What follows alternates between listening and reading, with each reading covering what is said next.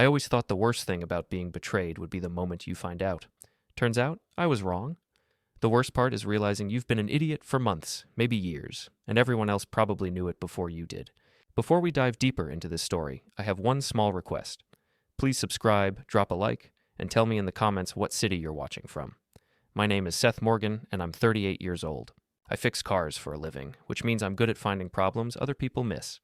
Engines don't lie to you. They break down in predictable ways, and when you know what to look for, the symptoms tell you everything you need to know.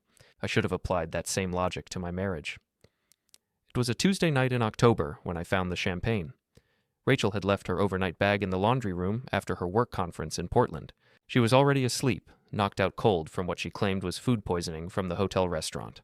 Poor thing had been chained to the bathroom all evening, along with her best friend Nina, who'd gone with her for moral support.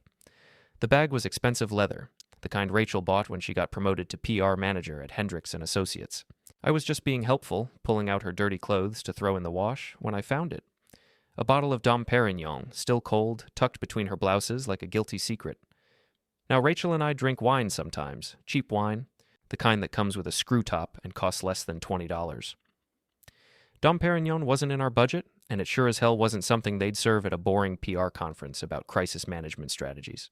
I sat there in our cramped laundry room, holding that bottle, and felt something cold settle in my stomach. The kind of cold that has nothing to do with the weather and everything to do with the moment your world starts to shift off its axis. But the champagne wasn't the only thing in that bag. There was a small box of condoms, Trojan Ultra Thin. Rachel and I had been married for 12 years. She'd been on birth control for 10 of them. And there was a travel-size bottle of antacid tablets, the expensive kind they sell at hotel gift shops. I'm not a detective, but I know how to put puzzle pieces together. Champagne plus condoms plus stomach medicine equals a romantic weekend that had nothing to do with work conferences and everything to do with someone who wasn't her husband. The smart thing would have been to confront her right then. Wake her up, demand answers, have the big dramatic showdown that happens in movies. But I'm not the dramatic type, and besides, Rachel was still groaning from her bathroom marathon. Hard to have a serious conversation about infidelity when your wife is doubled over with intestinal distress. So instead, I did something that probably makes me a bad person. I smiled. See, I'd made dinner that night before Rachel and Nina got home. Nothing fancy, just chicken and rice with some vegetables. But I'd also opened a bottle of wine to let it breathe, thinking we might have a nice evening together after her trip. When they stumbled through the door looking green around the gills, claiming they'd gotten sick from bad seafood at the hotel, I'd offered them some wine to settle their stomachs. They'd both declined, saying alcohol would make them feel worse. But they'd each grabbed a glass of the sparkling cider I keep in the fridge for special occasions, drank it right down, grateful for something bubbly to ease their nausea. Here's the thing about sparkling cider. It tastes exactly the same when you add a generous helping of sugar-free gummy bears to the mix. You know, the kind that contains sorbitol, a sweetener that acts like a high-powered laxative if you consume enough of it. I'd been planning to play a harmless prank on my buddy Vic at the auto shop, but when Rachel and Nina came home with their convenient food poisoning story, well, it seemed like the universe was giving me a sign. Turns out, cheating on your husband gives you a guilty conscience, and a guilty conscience makes you thirsty for anything that might settle your nerves. They'd each had 2 glasses of my special cider before the effects kicked in, so while I sat in the laundry room holding evidence of my wife's affair, she was paying for it in the most undignified way possible. And I was discovering that revenge, even accidental revenge, tastes a lot sweeter than Dom Perignon. But the satisfaction was temporary. Because as I put the bottle back in her bag and tried to process what I'd learned, my phone buzzed with a text notification. Rachel's phone was charging on the kitchen counter, and she'd never changed the settings that made her messages pop up on our shared iPad. The message was from someone named Callum. Miss you already, beautiful. Next time, let's skip the champagne with dinner. My stomach is still killing me. Can't wait to see you again next week. Next week? Not next month, not next conference, next week? I sat there staring at that message, and the cold feeling in my stomach spread to my chest, my arms, my fingertips. This wasn't a one-time mistake. This was ongoing, planned, scheduled. My wife of 12 years was having an affair, and she was stupid enough to leave the evidence where I could find it. But she was also smart enough to cover her tracks with elaborate lies about work conferences and food poisoning. The question was, what was I going to do about it? I could confront her in the morning, demand she end it, try to save our marriage through counseling and tears and promises to do better. That's what a good husband would do. A mature, rational adult who wanted to preserve his family and his life. But sitting there in the laundry room at midnight, listening to my wife's theatrical groans from the bathroom, I realized I didn't want to be the good husband anymore. I wanted to be the guy who knew exactly how to take apart something that was broken beyond repair. And Rachel had no idea that her biggest mistake wasn't having an affair. It was having an affair with someone dumb enough to text her about it while she was home with her husband. The mechanic in me was already starting to plan. The next morning, Rachel looked like death warmed over. She dragged herself to the kitchen around 8, still in her bathrobe, hair pulled back in a messy ponytail that would have horrified her under normal circumstances. Rachel was the kind of woman who put on lipstick to check the mail. I think it was the salmon, she said, slumping into a chair at our small dining table. Nina thinks it was the chicken, but I'm pretty sure it was the salmon. The hotel restaurant probably doesn't get fresh fish delivered often enough. I poured her a cup of coffee, playing the concerned husband. You should call in sick today. You still look pretty rough. I can't. We have the Morrison Industries meeting this afternoon, and I'm the lead on their account. She took a careful sip of coffee, testing her stomach's reaction. Besides, I feel better than I did last night. I think the worst is over. I nodded sympathetically while mentally noting that she was lying about the Morrison meeting. I knew because I'd helped her prepare for that presentation 2 weeks ago, and it wasn't scheduled until Friday. What about Nina? Is she feeling better? She texted me around 6 this morning. Still pretty sick, but she's going to try to make it to work too. Rachel stood up slowly, testing her balance. I should get ready. Traffic's going to be awful if I don't leave soon. She headed upstairs to shower, and I waited until I heard the water running before I made my move. Rachel's phone was still on the kitchen counter where she'd left it the night before. I knew her passcode because she'd never bothered to hide it from me. Why would she? We were married. We trusted each other. The text from Callum was still there, along with about 20 others I hadn't seen. I scrolled through them quickly, my stomach getting tighter with each message I read. Can't stop thinking about yesterday afternoon. You're incredible. Dave doesn't know what he's missing. Wait, Dave? Who the hell was Dave? I scrolled back further and found my answer. Dave was me. Apparently, Rachel had been telling her lover that her husband's name was Dave. I wasn't sure if I should be insulted or impressed by her commitment to operational security. The messages went back 3 months. 3 months of planning secret meetings, sharing inside jokes, exchanging photos I definitely didn't want to see. And through it all, Rachel had been coming home to me every night, kissing me hello, asking about my day, sharing dinner and Netflix and the mundane intimacy of a 12-year marriage. I took screenshots of the most damning messages and sent them to my own phone, then deleted the evidence of my snooping. By the time Rachel came downstairs, showered and dressed in her sharp business suit, I was reading the sports section and finishing my eggs like nothing had happened. I'll probably be late tonight, she said, grabbing her purse and keys. The Morrison meeting might run long, and then Nina wants to grab dinner to debrief. You know how these client presentations go? I knew exactly how they went, because I'd been married to her for 12 years and had heard about every major meeting, every difficult client, every office drama that crossed her desk. But I also knew that the Morrison meeting was on Friday, and Nina was supposedly too sick to eat solid food. No problem, I said. I'll probably work late at the shop anyway. Got a transmission rebuild that's been kicking my ass. She kissed me goodbye, a quick peck on the cheek that felt like a betrayal in itself. How do you kiss someone you're lying to? How do you look them in the eye and say you love them when you're planning to spend the evening with someone else? After she left, I sat in my kitchen for a long time, staring at the screenshots on my phone. The smart thing would be to call a lawyer, start documenting everything, protect myself financially. Rachel made more money than I did, but I owned the auto shop and half the house. A divorce would get complicated fast. But I wasn't feeling smart. I was feeling angry and hurt and something else I couldn't quite name. Something that felt like the moment when you realize the engine you've been trying to fix is actually beyond repair, and the only reasonable thing to do is tear it down to parts. I called my buddy Vic at O'Malley's Pub, where he worked as a bartender and served as the unofficial information hub for our small city. Seth, my man, what's up? You sound like someone stole your lunch money. I need to ask you something, and I need you to be straight with me. You know a guy named Callum?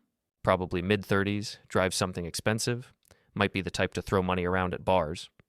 There was a pause. Callum Price? Yeah, I know him. Comes in here sometimes with his tech bros, acts like he invented the internet. Why? What do you know about him? Not much. He's got some kind of startup, something to do with apps or websites or whatever. Lives in one of those new high-rise apartments downtown. Tips well, but treats the waitresses like they're decoration. Why are you asking? I could have told him the truth. Vic was my oldest friend, and he'd have my back no matter what. But I wasn't ready to say the words out loud yet. Wasn't ready to make it real. Just heard the name somewhere. Thought it sounded familiar. Well, if you're thinking of doing business with him, I'd be careful. He's got that slick salesman vibe, you know? The kind of guy who'd sell you a car with no engine and convince you it was a feature, not a bug. After I hung up, I drove to my shop and tried to focus on work. But every time I looked at a broken engine, I thought about broken marriages. Every time I diagnosed a problem that had been ignored too long, I thought about the signs I'd missed with Rachel. My apprentice Lenny noticed I was distracted.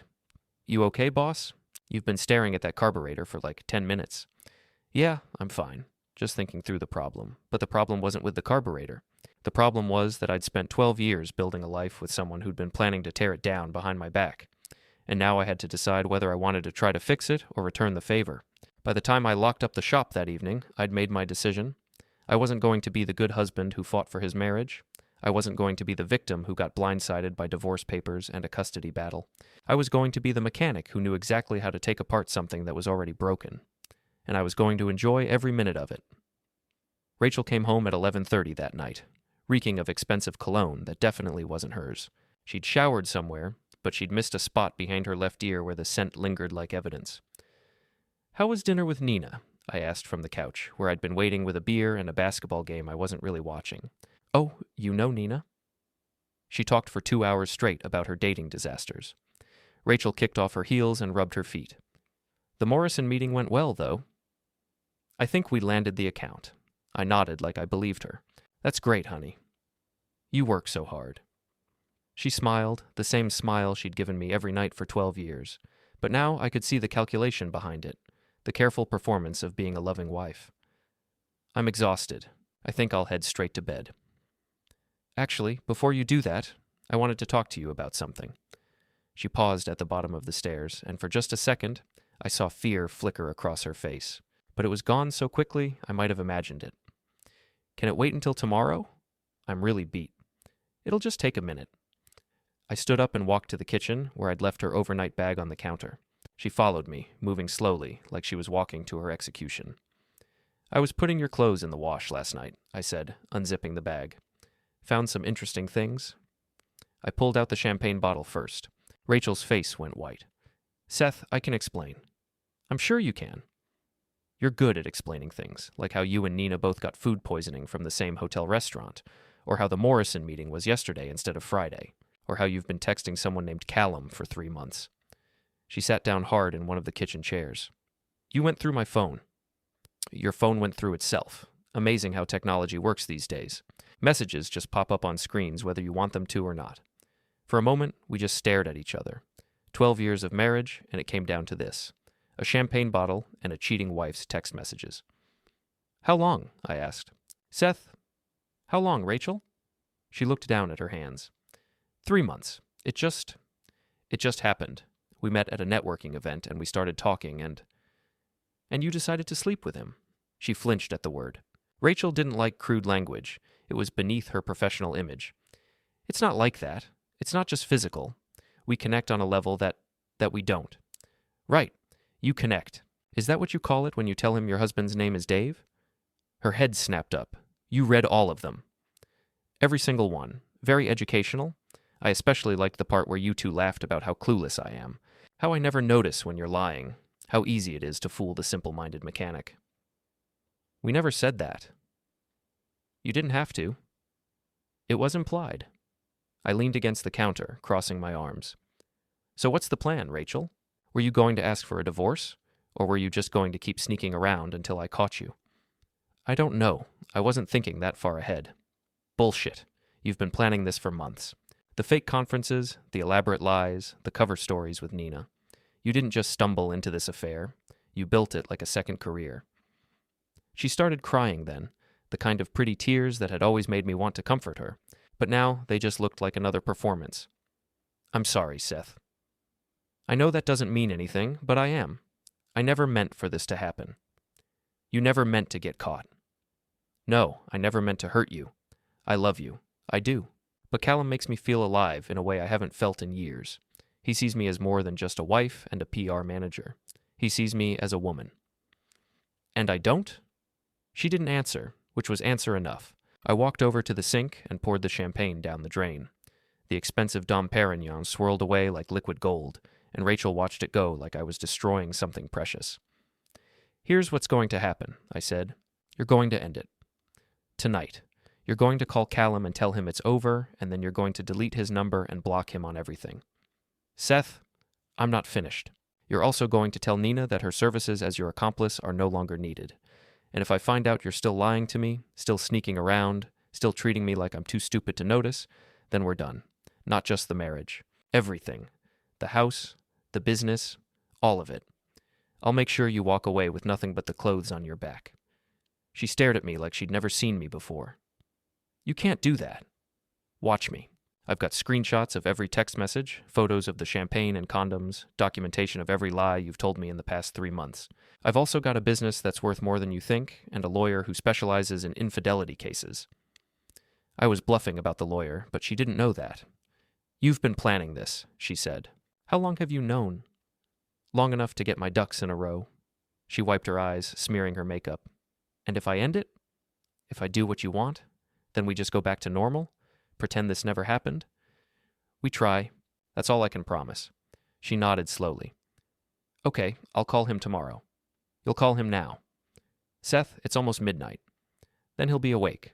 According to your texts, he's a night owl. She picked up her phone with shaking hands and dialed. I listened to her break up with her lover in our kitchen, watched her cry as she told him it was over, that she'd made a mistake, that she needed to focus on her marriage. When she hung up, she looked at me with something that might have been hope. It's done. I ended it. Good.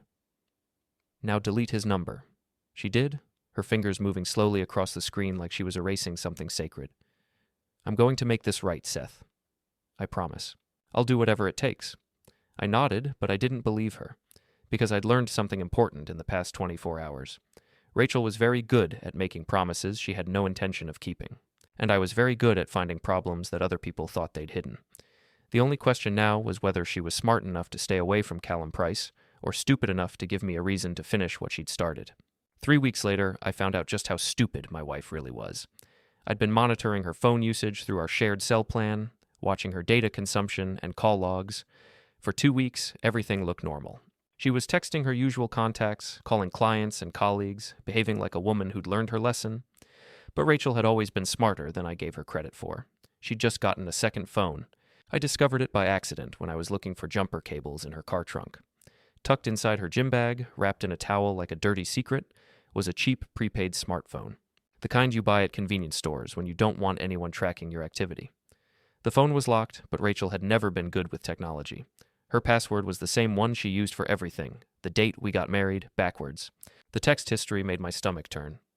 She'd been talking to Callum every day since our kitchen confrontation, telling him how sorry she was, how much she missed him, how her husband was making her life miserable with his suspicion and jealousy. But the worst part wasn't the lovesick messages or the plans for secret meetings. The worst part was what she'd told him about me. According to Rachel's texts, I was emotionally abusive. I controlled her finances, monitored her every move, threatened her with violence if she tried to leave.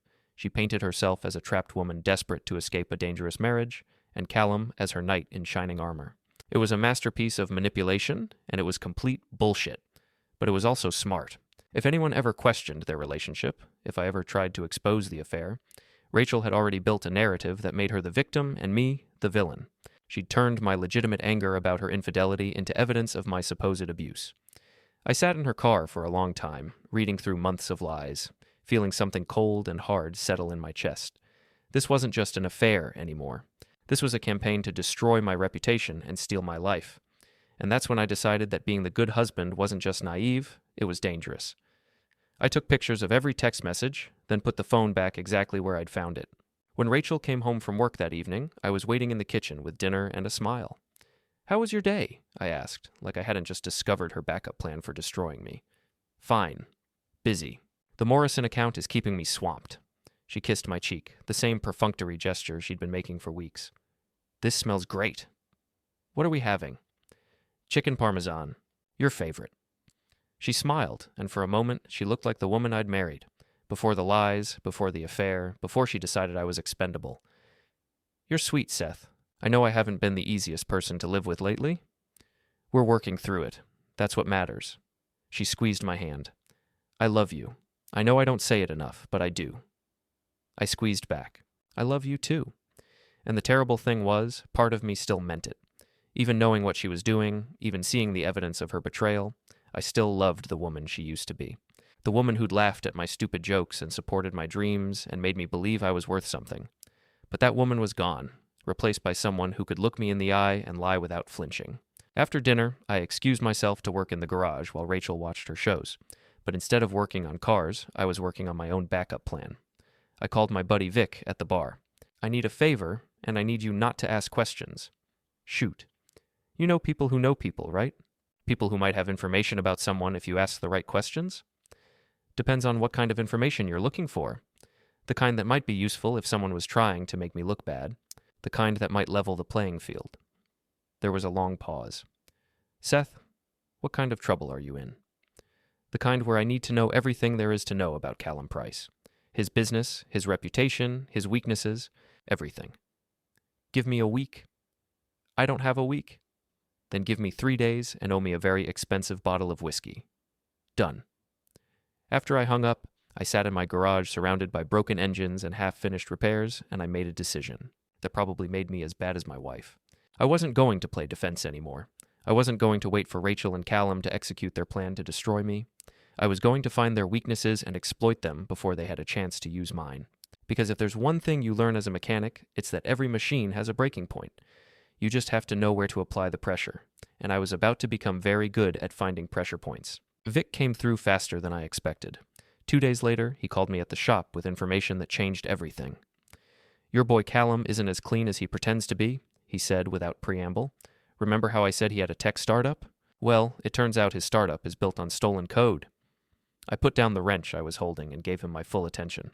What kind of stolen code? The kind that belongs to his former business partner, a guy named Marcus Webb. Webb developed some kind of revolutionary app for managing social media accounts, and Callum screwed him out of his share of the company. There's a lawsuit pending, but Webb doesn't have the money to fight it properly. How do you know all this? Webb drinks at O'Malley's sometimes, real bitter about the whole thing. Apparently Callum used some legal loopholes and creative accounting to force him out, then rebranded the app and sold it as his own creation. I felt something that might have been hope stirring in my chest. Is Webb willing to talk? He's willing to do more than talk. He's looking for someone to help him expose what Callum did, someone with resources and motivation. Set up a meeting. I met Marcus Webb that evening at a coffee shop downtown, far from anywhere Rachel or her friends might see us. He was younger than I expected, maybe 28, with the kind of nervous energy that comes from being screwed over by someone you trusted. Callum and I were roommates in college, he told me over black coffee and bitter memories. We started the company together in my garage, working 18-hour days, living on ramen and energy drinks. The app was my idea, my code, my vision, but Callum was the business guy, the one who knew how to talk to investors and make deals. What happened? He convinced me to sign some paperwork that I thought was just standard partnership stuff. Turns out, it gave him majority control of the company and the right to buy out my shares at a predetermined price. A price that was fair when we were broke college kids, but not when the company was worth millions. And you signed it? I trusted him. We were friends. I thought we were building something together. Webb laughed, but there was no humor in it. He bought me out for $50,000, then sold the company 6 months later for $12 million. I whistled low. That's quite a profit margin. The worst part is, he's been telling everyone that he created the app himself, that I was just a junior developer who helped with some coding. He's rewritten history to make himself the genius and me the expendable employee. Why are you telling me this? Vic said you needed help, but I'm just a mechanic. I don't have millions of dollars to fund a lawsuit. Webb leaned forward. Because Vic told me that Callum is screwing your wife, and you're looking for leverage. I don't need your money, Seth. I need your motivation. I've been trying to expose what he did for 2 years, but no one wants to listen to the disgruntled ex-partner. They think I'm just bitter. Aren't you? Hell yes, I'm bitter, but I'm also right. And if you help me prove it, we can destroy his reputation and his business at the same time. I studied his face, looking for signs of deception or instability, but all I saw was the same cold anger I'd been carrying around for weeks. What do you need from me? Access. Callum is careful about what he says in public, but he's arrogant in private. He thinks he's untouchable. If we could record him admitting what he did, or get evidence of how he's been covering it up, we could take him down. And how exactly would we get that kind of evidence? Webb smiled for the first time since we'd started talking. Leave that to me. I still have friends at the company, people who know the truth about what happened. They've been waiting for someone to give them a reason to speak up? We shook hands across the coffee shop table, two men united by a common enemy. I didn't particularly like Marcus Webb, and I suspected he didn't particularly like me. But we both wanted to see Callum Price fall, and sometimes that's enough to build an alliance on. When I got home that night, Rachel was on the couch with her laptop, supposedly working on a client presentation. But I could see the reflection of her screen in the window behind her, and she wasn't working. She was shopping for lingerie on a website that specialized in expensive, intimate apparel. "How was your day?" she asked without looking up from her screen. "Fine. Busy. Fixed a transmission that's been giving me trouble all week." "That's nice, honey." She wasn't really listening, too absorbed in choosing between black lace and red silk. I wondered if she was planning to wear it for Callum, or if she was just preparing for the next phase of her double life. Either way, she was about to discover that her lover wasn't the successful entrepreneur she thought he was. And I was about to discover just how far I was willing to go to protect myself from the people who wanted to destroy me. The answer, it turned out, was further than I'd ever imagined. Marcus Webb moved fast once he had my commitment. Within a week, he'd arranged for me to meet with two of his former colleagues who still worked at Callum's company. They were willing to provide evidence of the stolen code and the fraudulent buyout, but they needed assurance that they wouldn't lose their jobs in the process. "Corporate whistleblowing is tricky," Webb explained during our second meeting. "These guys have families, mortgages, careers to protect. They can't just come forward without some kind of safety net." "What kind of safety net?" "The kind where Callum is too busy dealing with bigger problems to worry about firing a couple of programmers." We met the informants at a bar across town, somewhere dark and anonymous, where tech bros and auto mechanics wouldn't normally cross paths. They were nervous, checking over their shoulders and speaking in whispers like they were planning a bank robbery instead of exposing corporate fraud. The first guy, Danny, was a programmer who'd worked on the original app.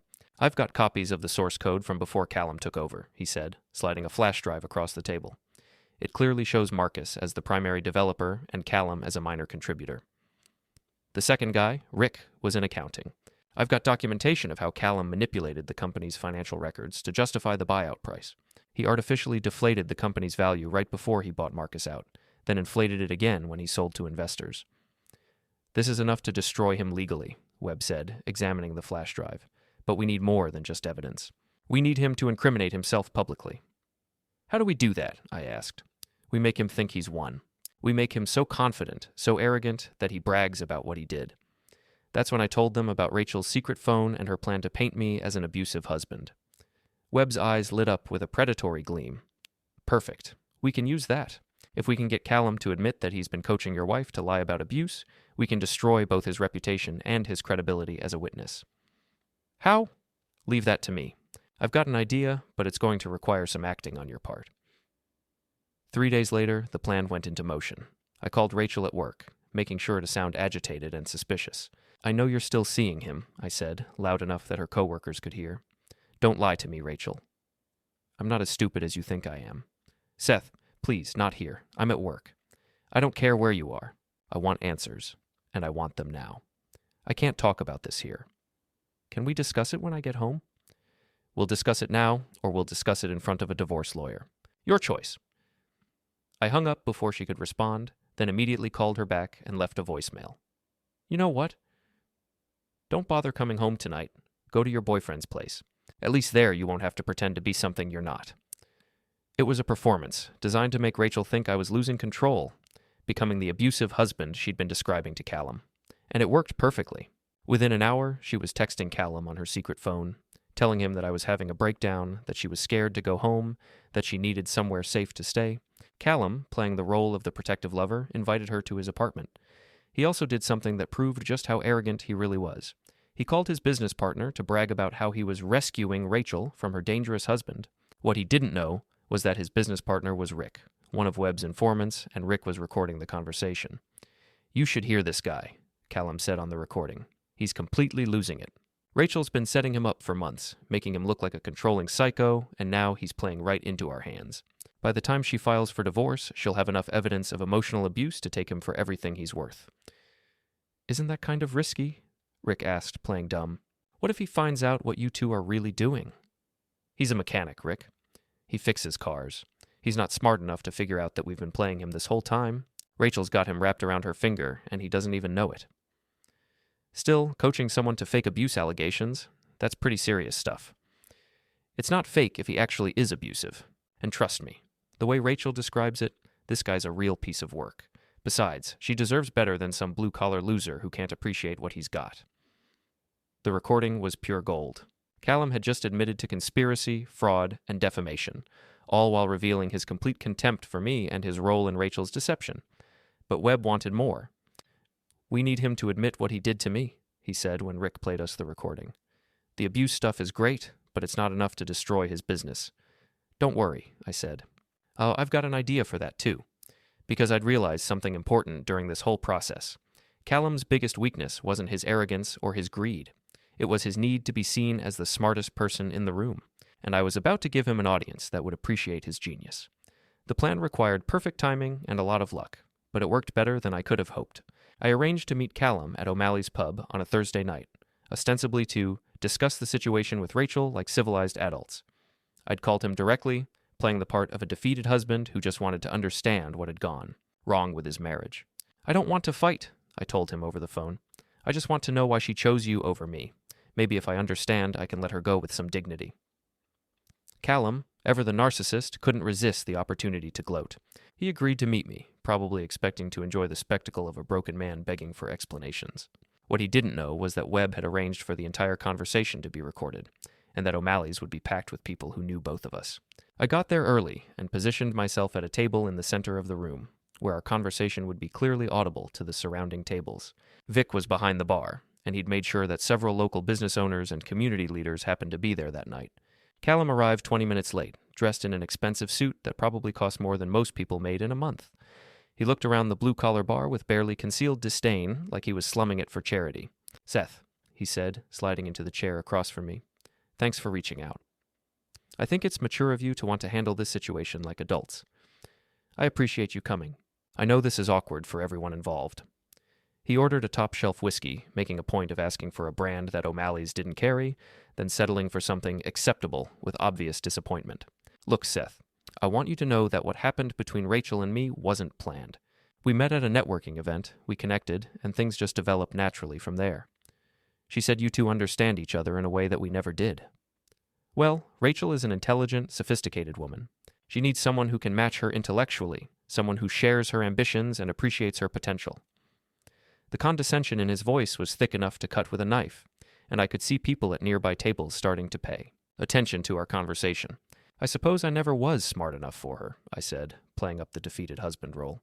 "I mean, I'm just a mechanic. I work with my hands. I don't understand the business world or technology or any of the things that matter to successful people." Callum leaned back in his chair, warming to his favorite subject, himself. "It's not about intelligence, Seth. It's about vision. It's about seeing opportunities and having the courage to seize them. I've built a multi-million-dollar company from nothing. I've created jobs, developed innovative technology, changed the way people interact with social media. Rachel sees that. She appreciates ambition and success." "That's impressive," I said. "Building a company from nothing must have taken incredible skill and dedication." "It did. The app that made my fortune was entirely my vision, my creation. I saw a gap in the market and I filled it. Of course, I had some help along the way, but the core concept, the breakthrough innovation, that was all me." This was the moment Webb had been waiting for. I could see him at the bar, his phone recording every word as Callum took credit for stolen work. "What kind of help did you have?" I asked innocently. "Oh, just some coding assistance from a junior developer, a guy named Marcus Webb. He was useful for the technical implementation, but he didn't understand the bigger picture. He couldn't see the commercial potential of what we were building." "So you had to buy him out?" "I had to protect the company's interests. Webb was holding us back with his limited vision and his reluctance to make the tough decisions that successful businesses require. I offered him a fair price for his shares, and he took it. Of course, he's been bitter ever since, claiming that he deserved more credit and more money." Callum's voice was getting louder as he warmed to his story, and the entire bar was listening now. Vic had turned down the music, and even the pool players had stopped their game to eavesdrop. "Some people just can't handle being outmaneuvered by someone smarter than they are," Callum continued. "Webb thought he was the genius, but I'm the one who turned his little coding project into a real business. I'm the one who had the vision to see what it could become? And now you're applying that same vision to your relationship with my wife?" "Exactly. Rachel was trapped in a marriage that was beneath her potential. She needed someone who could help her see what she was capable of, someone who could give her the life she deserves. Even if it meant destroying her current life, Callum shrugged. Sometimes you have to tear down the old to build something better. Rachel understands that. She's been working for months to create a clean exit from your marriage, documenting your controlling behavior, building a case for why she needs to leave. The bar had gone completely quiet now. Everyone was staring at our table, and Callum was too caught up in his own arrogance to notice. Controlling behavior? I asked. The emotional abuse, the financial manipulation, the threats. Rachel's been very thorough in documenting everything. By the time she files for divorce, she'll have enough evidence to ensure that you can't hurt her anymore. I looked around the bar at the faces of people who'd known me for years, people who'd watched me build my business and my reputation in this community. They all looked shocked and disgusted, but not at me. They were looking at Callum like he was something they'd scrape off their shoes. That's interesting, I said quietly, because I've never abused my wife, financially or otherwise. I've never threatened her or controlled her. The only thing I'm guilty of is trusting her when she lied to me about where she was and who she was with.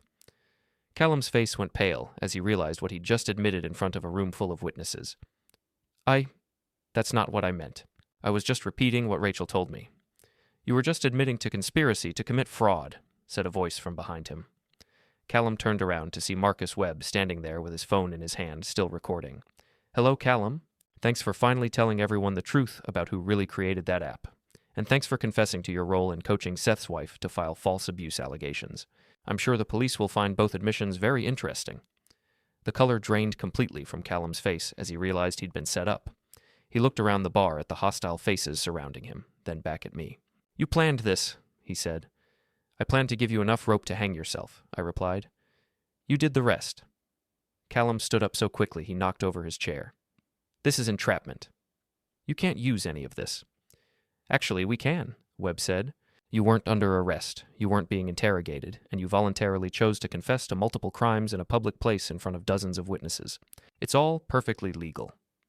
Callum looked around the bar one more time, seeing nothing but contempt and disgust on every face. Then he pushed past Webb and ran for the door like the coward he'd always been. The bar erupted in conversation as soon as he was gone. People were shaking their heads, expressing their outrage at what they'd heard, offering me their support and their apologies for what I'd been going through, but I barely heard them. Because I was thinking about Rachel, sitting in Callum's apartment, waiting for her knight in shining armor to come home and rescue her from her terrible husband. She was about to discover that her knight was actually a fraud, a thief, and a coward. And I was about to discover just how satisfying revenge could be when it was served with a side of public humiliation.